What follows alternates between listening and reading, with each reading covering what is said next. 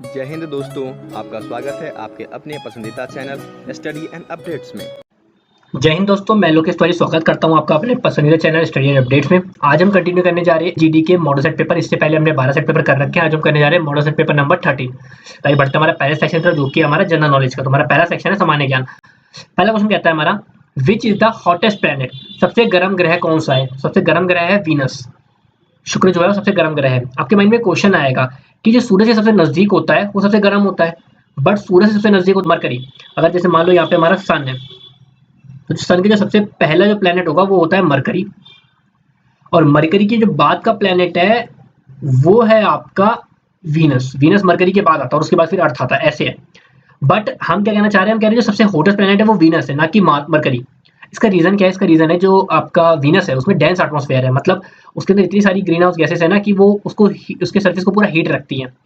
ठीक है, तो यही रीजन है कि जो वीनस है सबसे गर्म प्लेनेट है। तो क्या आंसर है इसका? ए, मतलब फर्स्ट वीनस इसका आंसर हो गया। बढ़ते हमारा सेकंड क्वेश्चन जो कि हमारा, name the first women air marshal. प्रथम महिला एयर मार्शल कौन थी? तो हमारी प्रथम जो एयर मार्शल महिला थी वो है पद्मावती बंदोपाध्याय। पद्मावती बंदोपाध्याय हमारी भारत की पहली एयर मार्शल थी। इनके बारे में बताओ तो इनका जन्म हुआ था 4 नवंबर 1944 में। तिरुपति में हुआ था। तिरुपति जो आज के टाइम में तिरुपति उस टाइम पे ये मद्रास रेजिडेंसी में था, बट आज के टाइम पे ये आंध्र प्रदेश में है। और इनका अगर मैं बात करूं कि कब इन्होंने सर्विस ज्वाइन करी थी, तो ईयर ऑफ सर्विस जो ये इंपॉर्टेंट है, ईयर ऑफ सर्विस कब से कब तक इन्होंने काम किया था, तो 1958 से लेकर 2005 तक इन्होंने काम किया था। ठीक, तो क्या आंसर है इसका? सेकंड, तो इसका आंसर हो गया। बढ़ते हमारा थर्ड क्वेश्चन जो कि हमारा, Sundarban is famous for. Sundarban किस लिए फेमस है? सुंदरबन किस लिए प्रसिद्ध है? ये प्रसिद्ध है आपके लिए टाइगर के लिए। सुंदरबन में बंगाल टाइगर के लिए बहुत एक लार्जेस्ट रिजर्व भी है, तो इसलिए इसका आंसर क्या हो? टाइगर। थर्ड इसका आंसर हो गया। बढ़ते हैं चौथा क्वेश्चन जो कि हमारा, where is the headquarter of UNO? UNO का मुख्यालय कहाँ पे है? यूएनओ माने यूनाइटेड नेशन ऑर्गेनाइजेशन।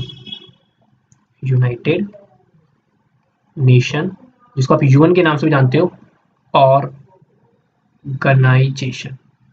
ठीक है, इसकी स्थापना कब हुई थी? इसकी स्थापना हुई थी 1945 में, सेकेंड वर्ल्ड वॉर के बाद, ताकि पूरे विश्व में शांति बनाई जा सके।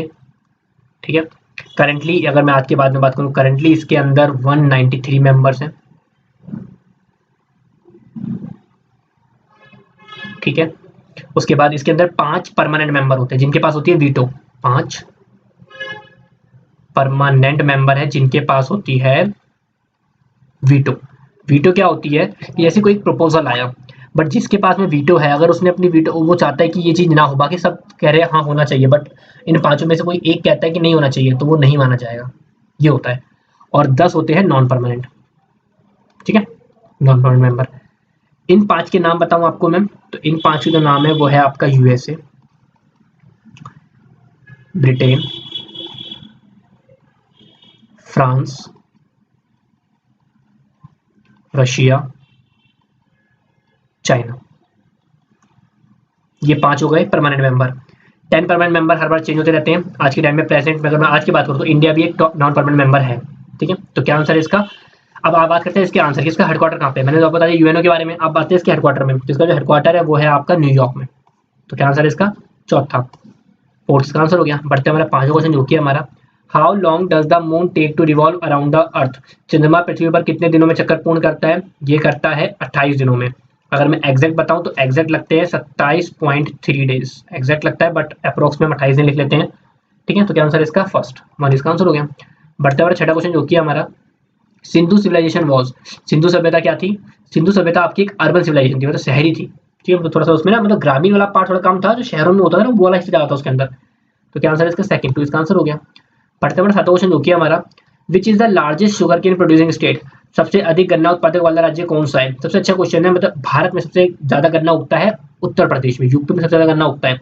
अगर मैं बात करूं फर्स्ट नंबर पे तो आया यूपी, सेकंड नंबर पे आता है आपका महाराष्ट्र,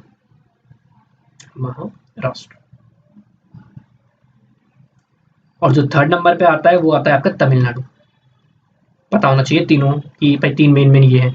तो फर्स्ट पे क्या है? यूपी। तो क्या आंसर है इसका? फर्स्ट वन इसका आंसर हो गया। बढ़ते हमारा 8वां क्वेश्चन जो कि हमारा, which state has the highest literacy rate? सबसे अधिक साक्षरता दर किस राज्य में?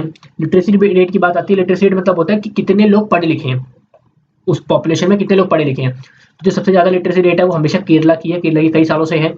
बात करूं केरला, नंबर 1 पे है केरला लिटरेसी रेट में, और केरला की लिटरेसी रेट कितनी है, वो है आपकी 92.2% सबसे ज़्यादा। सेकंड नंबर पे आता है दिल्ली, दिल्ली की लिटरेसी रेट है 88.7%। और थर्ड पे आता है आपका उत्तराखंड, और इसकी है आपकी 87.6%। ठीक है, तो क्या आंसर इसका थर्ड केरला इसका आंसर हो गया। बढ़ते हैं 9वां क्वेश्चन जो कि हमारा, who resolve the legislative assembly in state, राज्य में विधानसभा कौन भंग कर सकता है, राज्य में जो विधानसभा होती है उसको सिर्फ गवर्नर भंग कर सकता है, वो भी कब, या तो इमरजेंसी लगी हो, इमरजेंसी भी कैसे, जो गवर्नमेंट है, प्रेजेंट गवर्नमेंट है, उसके उसके खिलाफ एक नो कॉन्फिडेंस मोशन पास हो गया हो, तब लेजिस्लेशन को हम डिसॉल्व कर सकते हैं। और या दूसरा होता है सीएम के रिक्वेस्ट पे, जो चीफ मिनिस्टर होता है वो गवर्नर से रिक्वेस्ट करता है, तब लेजिस्लेटिव असेंबली भंग होती है और दोबारा इलेक्शन होते हैं। ठीक है, तो गवर्नर कर सकता है, तो क्या आंसर इसका फर्स्ट, गवर्नर का आंसर हो गया। बढ़ते हमारे 10वां क्वेश्चन जो कि हमारा, which country has the longest border with India, Bharat की सबसे लंबी सीमा किस देश से लगती है। इस क्वेश्चन में बच्चे कंफ्यूज होते हैं, वो सबसे पहले सीधे इसका आंसर पाकिस्तान कर देते हैं, ऐसा नहीं है। हमारी सबसे ज्यादा बाउंड्री लगती है बांग्लादेश के साथ। ठीक है, मैं आपको बताता हूँ किसी का कितनी लगती है, ये भी इंपॉर्टेंट है। बांग्लादेश से सबसे ज्यादा लगती है, कितने किलोमीटर लगती है, वो लगती है हमारी 4096 किलोमीटर। सेकंड नंबर पे है चाइना, चाइना के साथ लगती है हमारी 3488 किलोमीटर। थर्ड नंबर पे आता है हमारा पाकिस्तान, जिसके साथ है 3310 किलोमीटर। और फोर्थ आया नेपाल, नेपाल के साथ है 1752 किलोमीटर। तो हमारे 4 पड़ोसी राज्य, उन चारों साथ हमारी बाउंड्री कितनी लगती है, बांग्लादेश सबसे ज्यादा, चाइना सेकंड नंबर पे, थर्ड पे पाकिस्तान, फोर्थ पे नेपाल। तो क्या आंसर है इसका फर्स्ट, बांग्लादेश का आंसर हो गया। बढ़ते 11वां क्वेश्चन जो कि हमारा, Kolkata is situated on the bank of which river, Kolkata किस नदी के किनारे स्थित है, ये स्थित है आपकी हुगली नदी, हुगली नदी के किनारे पर कोलकाता स्थित है। इसके बारे में बात करूँ थोड़ा सा इसके बारे में, तो सबसे ज़्यादा पॉपुलेशन जो मतलब काफ़ी पॉपुलेशन रहती है कोलकाता में, अगर पॉपुलेशन की बात करूँ तो लगभग 4.5 मिलियन पॉपुलेशन है कोलकाता की। बाकी बताऊँ हुगली, तो हुगली आपकी गंगा की डिस्ट्रीब्यूटरी है। ठीक है, तो क्या आंसर इसका सेकंड, तो इसका आंसर हो गया।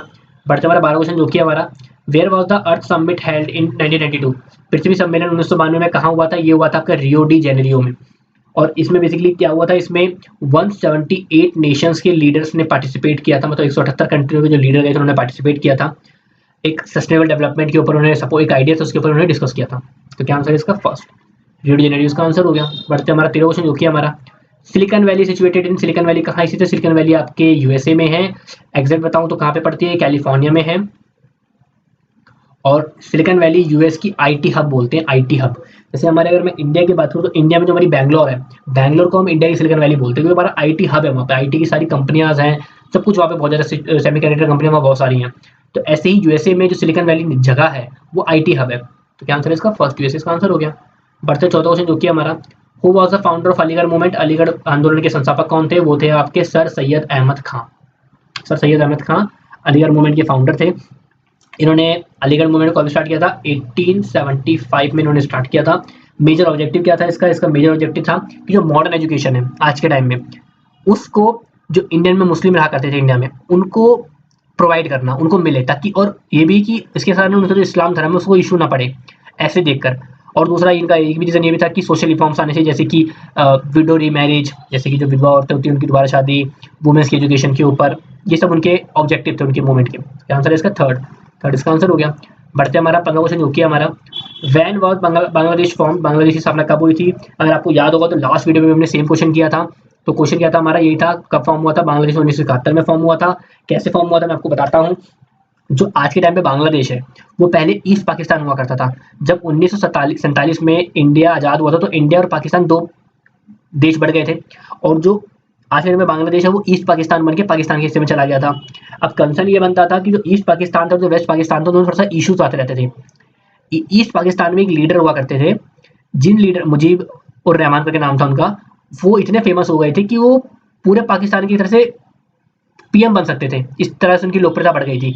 बट इशू ये आया था कि जो वेस्ट पाकिस्तान है वो डोमिनेट करता था, तो वो ये नहीं चाहता था कि जो ईस्ट पाकिस्तान वाला कोई भी ऐसा बंदा आए जो हमें कंट्रोल करे।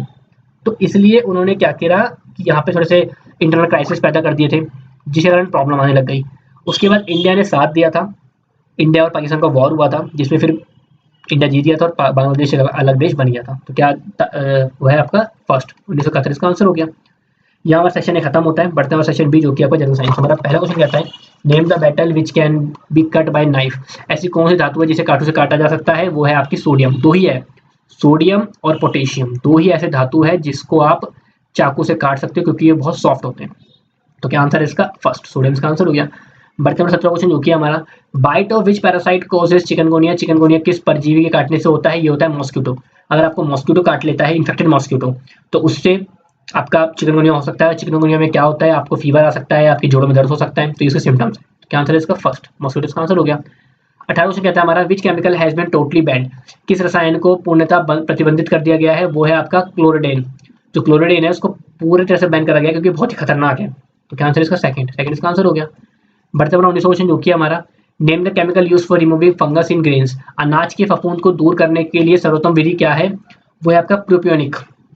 जो प्रोपियोनिक होता है वो सबसे मतलब ऐसा एक प्रोपियोनिक एसिड होता है, ये नेचुरल अकरिंग कार्बोक्सिलिक एसिड है जो लिक्विड की फॉर्म में होता है। इसकी अनप्लीजेंट स्मेल होती है जो यूज करा जाता है। तो क्या आंसर है इसका? फोर्थ, फोर्थ इसका आंसर हो गया।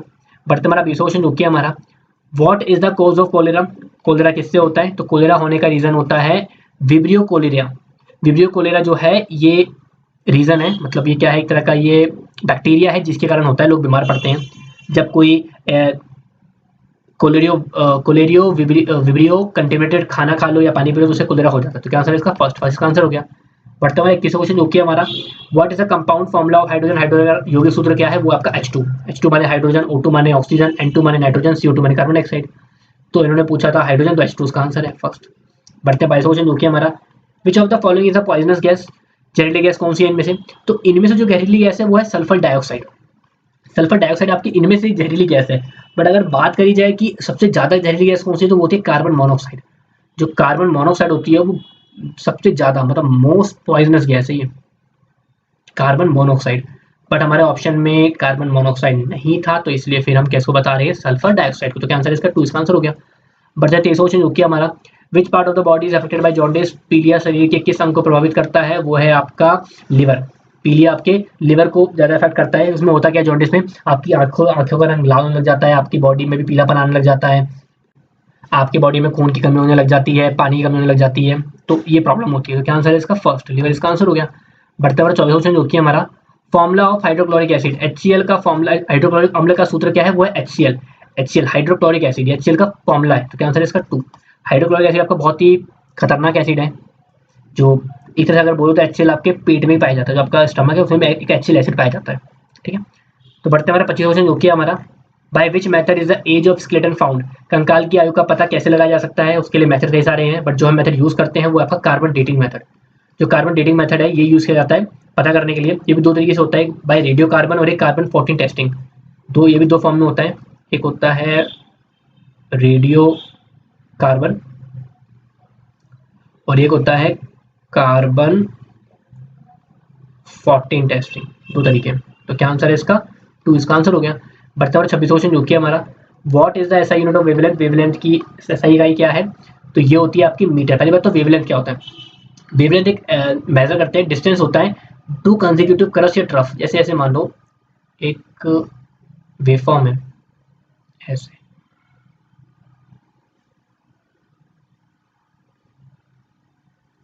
इसको बोलते हैं क्रस्ट, इसको बोलते हैं ट्रफ।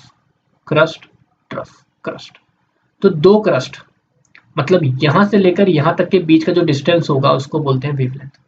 ठीक है, तो इसकी यूनिट क्या होती है? मीटर। तो इसका आंसर हो गया। बढ़ते 27 क्वेश्चन जो कि हमारा, coal gas is a mixture of. Coal gas किसका मिश्रण है? कोल गैस जो आपका मिश्रण है ये है आपके कार्बन मोनोऑक्साइड का अगर मिश्रण है वैसे तो। और इसमें क्या क्या होता है? इसके अंदर आपके हाइड्रोजन प्लस में मीथेन प्लस में कार्बन मोनोऑक्साइड मिलके आपका कोल गैस बनाते हैं। ठीक है, और in the absence of air, absence नहीं होता और एयर नहीं होती। तो क्या आंसर है इसका? थर्ड, सी इसका आंसर हो गया। बढ़ते हैं हमारा 28 क्वेश्चन जो कि हमारा, which of the following is the mixture. इनमें से कौन सा एक मिश्रण है? तो जो आपका सी वाटर है वो एक मिश्रण है। सी वाटर में क्या क्या पाया जाता है? सी वाटर में आपके सॉल्ट होता है प्लस में वाटर होता है। ठीक है, तो क्या आंसर है इसका? 2। तो इसका आंसर हो गया। बढ़ते हैं 29 क्वेश्चन जो कि हमारा, शॉर्टेस्ट वेवलेंथ, सबसे कम तरंग दैर्घ्य क्या होती है? किसकी है मतलब? तो वो है आपकी पर्पल, इसको वॉयलेट भी बोलते हो, बैंगनी। सबसे कम होती है पर्पल की और सबसे ज्यादा होती है आपके रेड की। ठीक है, तो क्या आंसर है इसका? थर्ड इसका आंसर हो गया। बढ़ते हमारा 30 क्वेश्चन जो कि हमारा आखिरी क्वेश्चन है, which particle has the highest penetration capacity. किसकी सबसे ज़्यादा होती है भेदन क्षमता, किसकी होती है, वो होती है आपके गामा रेज की। गामा की सबसे ज़्यादा होती है, गामा के बाद आता है बीटा की, और सबसे कम होती है अल्फा की। ठीक है, तो क्या आंसर है इसका फोर्थ इसका आंसर हो गया। दोस्तों, आप सभी की सुविधाओं का ख्याल रखते हुए अग्निवीर एग्जाम के लिए ऑनलाइन मॉक टेस्ट सीरीज दिया गया है जो कि बिल्कुल मुफ्त है। और वहां पर जाने के लिए आप studyupdates.in पे आएंगे। .in पे आने के बाद जैसे ही आप Agniveer online mock test series के पेज पर आएंगे, आपको ये सभी चीजें देखने को मिलेगी। ठीक है, तो यदि आप जीडी की तैयारी कर रहे हैं तो आप अग्निवीर जीडी में जाएंगे, और अग्निवीर जीडी में जाने के बाद आप देखेंगे कि इस प्रकार से आपको मॉक टेस्ट सीरीज अवेलेबल है। और यदि आपको मॉक टेस्ट सीरीज लगाना है तो यहाँ पर आप क्लिक करेंगे, क्लिक करते ही आपको ये टेस्ट सीरीज खुल के सामने आ जाएगा। ठीक है, यहाँ पर आपको प्रश्न दिया गया है, जैसे यहाँ पर दिया गया है द फेमस बुक गीत गोविंद। तो गीत गोविंद जो है जयदेव के द्वारा लिखा गया था, तो मैंने जयदेव पे क्लिक कर दिया। ठीक है, अब जैसे यहाँ पर दिया गया है where is the headquarter of United Nation, संयुक्त राष्ट्र का मुख्यालय कहाँ है, तो पहले जेनेवा था, फिर बाद में न्यूयॉर्क हो गया, न्यूयॉर्क। एक आध उत्तर मैं गलत कर देता हूँ ताकि मैं देखूँ कि कैसा आपको इंटरफेस आता है। तो इस प्रकार से जैसे आप सारे प्रश्न लगा लोगे, 50 प्रश्न है, 50 प्रश्न लगाने के बाद आपको नीचे एक ऑप्शन दिया गया है फिनिश का। जैसे ही फिनिश पे क्लिक करेंगे, फिनिश पे क्लिक करते ही आपको बता देगा कि आपने 50 में से 3 प्रश्न किए, तो आपका 6% मार्क्स मिला। ठीक है, और जो सही उत्तर होगा उस पे आपको इस प्रकार से आ जाएगा। ठीक है, सही उत्तर है इस प्रकार से आ जाएगा, गलत उत्तर होगा तो वो भी इंडिकेट कर देगा रेड से कि आपका उत्तर गलत है। ठीक है, तो इस प्रकार से आप फ्री में मॉक टेस्ट दे पाएंगे। ओके, बढ़ते हैं हमारा सेक्शन सी जो कि आपका मैथमेटिक्स। तो हमारा पहला क्वेश्चन कहता है the departure time of a bus is 2100 hours, what does it means. Bus छूटने का समय 21 बजे है, इसका मतलब क्या है। ये 24 घंटों में वाली सुई का मतलब है, तो 24 घंटे में 21 बजे का मतलब होता है रात के 9 बजे। तो क्या आंसर है इसका 2, इसका आंसर हो गया। 32 क्वेश्चन कहता है हमारा इफ cos 0 अपॉन पे 1 plus sin 90 equal to x and sin theta equal to x, then what is the value of. ठीक है, क्या बताना है आपको, सिंपल आपको थीटा बताना है। तो क्या कहता है cos 0 की वैल्यू क्या होती है, cos 0 की वैल्यू होती है आपकी 1, 1 प्लस sin 90 की वैल्यू होती है 1, ठीक है, इक्वल टू में x। तो ये हो गया 1/2 बराबर x, तो x की वैल्यू क्या होगी 1/2। ठीक है, अब इसने क्या बोला कि sin थीटा बराबर है x। तो साइन में मतलब कौन सी वैल्यू पर जो वैल्यू होती है थीटा की 1/2 होती है। तो अगर मैं sin 30 की बात करूं तो sin 30 की वैल्यू 1/2 होती है, तो क्या आंसर हुआ इसका 2, तो इसका आंसर हो गया। ये सब मैंने क्या बताया आपको, अगर आपको याद होगा 10th में हमने ट्रिग्नोमेट्री टेबल पढ़ी होंगी, तो वहाँ पे आपको sin 0 cos 0 sin 90 cos 90 sin 15 sin 30 ये सब की वैल्यूज हमने पढ़ी होंगी, तो वहीं से वैल्यूज आई है। बढ़ते हमारे सेकंड क्वेश्चन जो कि हमारा क्या कहता है इफ tan थीटा प्लस में cot theta equal to 2 find the value of theta. अगर tan थीटा और cot थीटा की वैल्यू 2 है तो थीटा की वैल्यू निकालनी है। ठीक है, क्वेश्चन समझ में आ गया, कैसे करेंगे। देखिए tan theta plus cot theta, मुझे पता है tan 45 प्लस में cot 45, दोनों की वैल्यू होती है 1 + 1, तो क्या आंसर हो गया 2। थीटा की वैल्यू क्या हो गई 45 डिग्री, 1 इसका आंसर हो गया। बढ़ते हमारे चौथे क्वेश्चन जो कि हमारा व्हाट कैन राइट टू। 15/25 को क्या लिख सकते हो, सिंपल सी बात है, कटिंग करते हैं, 5 × 15 5 × 5 25 3 × 5 ए, फर्स्ट इसका आंसर हो गया। 35 क्वेश्चन कहता है if 18 men do a work in 15 days then in how many days will 60 men complete twice the work। Question कहता है 18 आदमी किसी काम को 15 दिन में करते हैं, तो ये बताना है कि 60 आदमी उसी काम को, उसके डबल काम को कितने दिन में करेंगे। ठीक है, तो मैं काम करता हूँ, मैं पहले उसी काम को निकालता हूँ। देखो 18 आदमी ने 15 दिन में करा है, अगर मैं आदमी बढ़ाऊंगा तो दिन कम हो जाएंगे ना, तो यहाँ पे लगता है इन दैट प्रोपोर्शन, मतलब 18 × 15 = 60 × x। तो x की वैल्यू हो जाएगी 18 × में 15/60। ठीक है, तो कटिंग करते हैं, ये हो जाएगा आपका 5 × 3 = 15, 5 से काटोगे तो 12 5 = 60, 6 दूनी 12, 6 × 18, ये आया 9/2, 9/2 दिन में काम कर लेंगे। अगर मैं काम डबल कर दूंगा ट्वाइस वर्क, तो इसका मतलब है 9/2 को मल्टीप्लाई करोगे 2 से, मतलब 9 दिन। क्या आंसर लगा इसका थर्ड इसका आंसर हो गया। बढ़ते हमारा 36 क्वेश्चन जो कि क्या कहता है what is a 360 degree angle कोण। 360 डिग्री कोण को क्या कहते हैं, आपको बोलते हैं इसको संपूर्ण कोण, माने कंप्लीट एंगल। तो क्या आंसर है फर्स्ट इसका आंसर हो गया। बढ़ते 37 क्वेश्चन जो कि क्या कहता है how many types of triangles are there. त्रिभुज कितने प्रकार के होते हैं, त्रिभुज हो गया आपके 3 प्रकार के, कौन कौन से होते हैं। एक होता है स्केलेन ट्रायंगल जिसकी तीनों भुजाएं अलग अलग होती हैं, दूसरा होता है आइसोसेलेस ट्रायंगल जिसकी 2 भुजा सेम होती है एक अलग होती है, तीसरा होता है इक्विलेटरल ट्रायंगल जिसकी तीनों भुजाएं एक जैसी होती है। समबाहु, समद्विबाहु और ये विषमबाहु, तो क्या आंसर है इसका 3, 2 इसका आंसर हो गया। बढ़ते हमारा 38 क्वेश्चन क्या कहता है, what is the average height of the 5 student having height 30, 40, 50, 60 and 70। आपको निकालना, औसत निकालना है। कैसे निकालते हैं, 30 प्लस 40 प्लस 50 प्लस 60 प्लस 70 बट्टे पे कितने टोटल है 5, प्लस करते हैं तो क्या हुआ 40 30 70 5 120 180 और 60 250 बट्टे पे 5, आंसर आया 50। क्या आंसर है थर्ड, आंसर हो गया। 10 क्या कहता है हमारा 6 upon y square minus 2 equal to 0, y square की वैल्यू बतानी है आपको, क्या आंसर होगा इसका मतलब 6 अपॉन वाई स्क्वायर माइनस 2 बराबर 0, तो इसको ऐसे लिख सकते हो 6 माइनस 2 वाई स्क्वायर बराबर 0, माइनस 2 वाई स्क्वायर बराबर हो जाएगा माइनस का 6, माइनस से माइनस कट गया, वाई स्क्वायर की वैल्यू हो जाएगी 6/2 मतलब हो गया 3, तो y की वैल्यू हो जाएगी रूट में 3, तो क्या आंसर हुआ इसका थर्ड, 20 का आंसर हो गया। बढ़ते बढ़ते 40 क्वेश्चन क्या कहता है 0.36 प्लस में 1/25, तो इसको ऐसे करो 0.36 को आप लिख सकते हो 36/100, 1/25 एलसीएम लेके सॉल्व करोगे 100, 36 का 36 प्लस में 4, ये हो गया 40/100, 0 से 0 काटा 4/10 का मतलब होता है 0.4, तो क्या आंसर हुआ इसका फर्स्ट इसका आंसर हो गया। बढ़ते हुए 41 क्वेश्चन क्या कहता है what is the angle between two adjacent side of a regular polygon having 8 side. एक सम अष्टभुज में दो भुजाओं के बीच कितना कोण होता है। ठीक है, पहली बात तो देखते हैं अगर 8 साइडें हैं तो एक एक एंगल कितने डिग्री का होगा, पहले तो हम ये देखते हैं।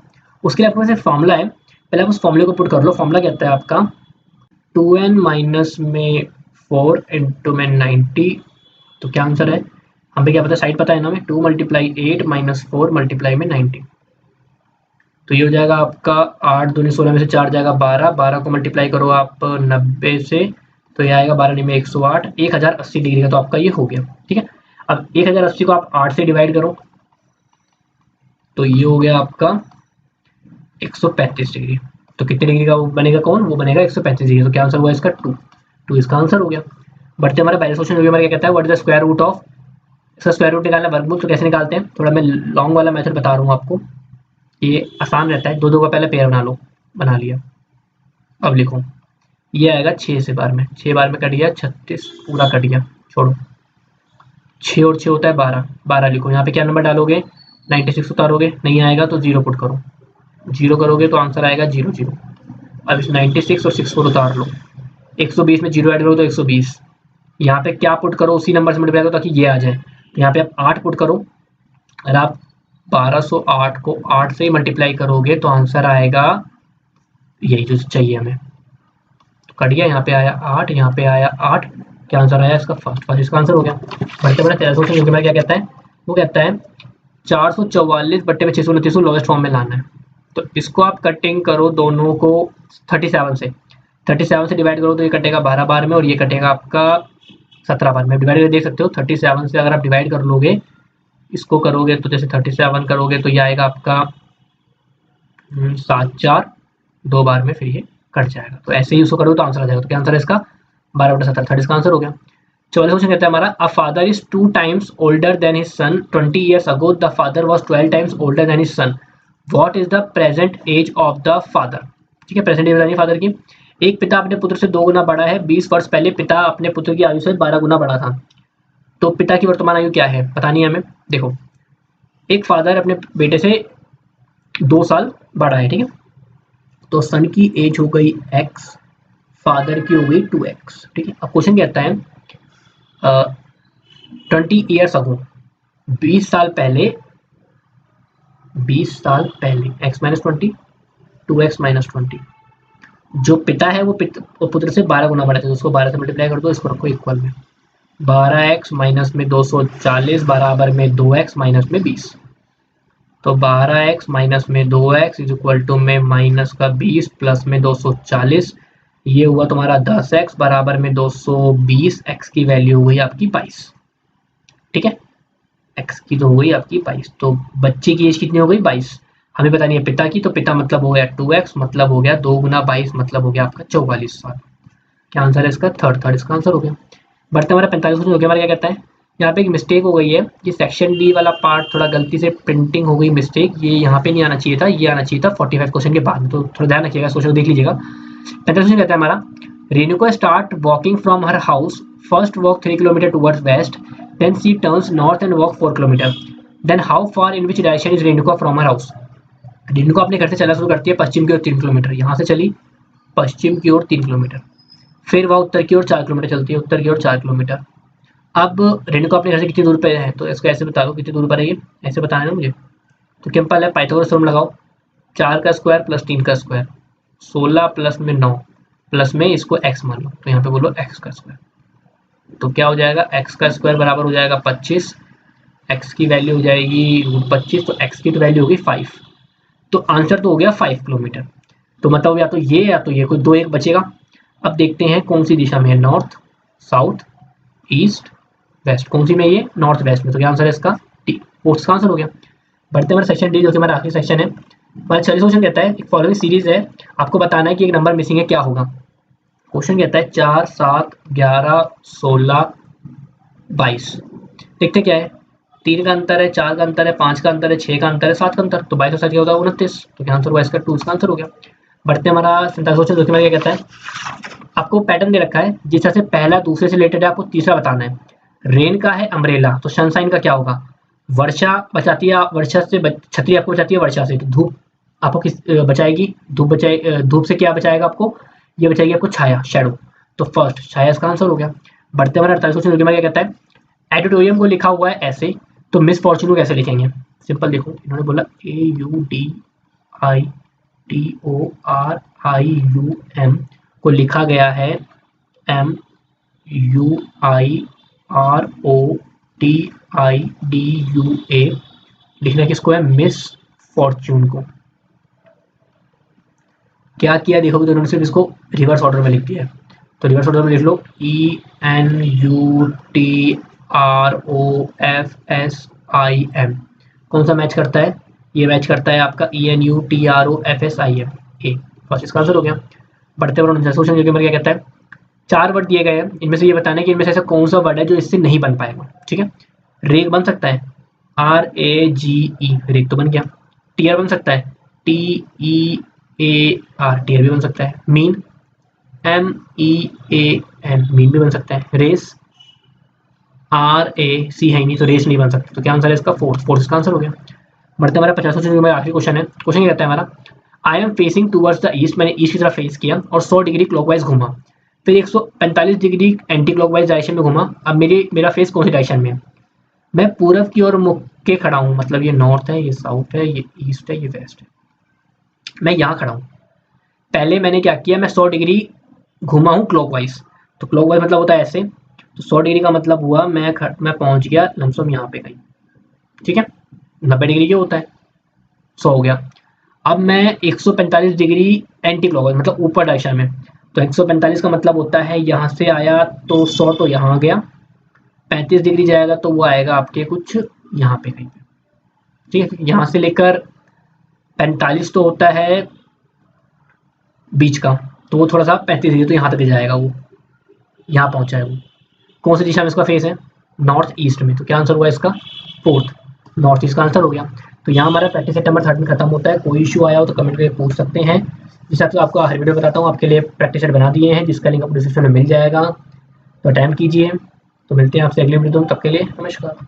दोस्तों, आप अग्निवीर की तैयारी कर रहे हैं और फ्री पीडीएफ चाहिए तो बिल्कुल उपलब्ध है। कहाँ से मिलेगा, आप आएंगे studyandupdates.com पे। यहाँ पर आने के बाद अग्निवीर पीडीएफ में चलेंगे। अग्निवीर पीडीएफ में जाने के बाद यहाँ पर आपको विभिन्न प्रकार के, जैसे आपको जीडी के, ट्रेडमैन के, नर्सिंग के, सबके उपलब्ध हैं। ठीक है, जैसे मैं चलता हूँ जीडी पर, तो जीडी के लिए हम क्लिक करेंगे अग्निवीर जीडी प्रैक्टिस सेट, और इस पर जैसे ही क्लिक करेंगे यहाँ इस प्रकार से आपको ये पेज खुल जाएगा। इस पेज में आप देखेंगे कि आपको वीडियो के लिंक दिए गए हैं और पीडीएफ डाउनलोड करने का ऑप्शन दिया गया है। जिसका भी पीडीएफ चाहिए होगा उसके इस लिंक पे क्लिक करेंगे। जैसे मैंने इस पे क्लिक किया और ये मुझे इस पेज पे लेके आएगा। इस पेज में आपको, यदि आप ऑनलाइन पढ़ना चाहते हैं तो बिल्कुल पढ़ सकते हैं। ये देखिए साफ साफ सभी अक्षरों में ये इस प्रकार से उत्तर के साथ लिखा हुआ रहता है। यदि आप पीडीएफ डाउनलोड करके पढ़ना चाहते हैं तो यहाँ पर आप क्लिक करेंगे। जैसे ही क्लिक करेंगे ये इंटरफेस आपको खुल जाएगा। यदि फ़ोन में क्लिक कर रहे हैं तो पीडीएफ डायरेक्ट डाउनलोड हो जाएगी, और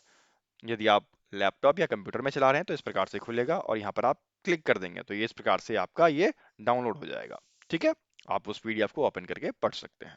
ठीक है।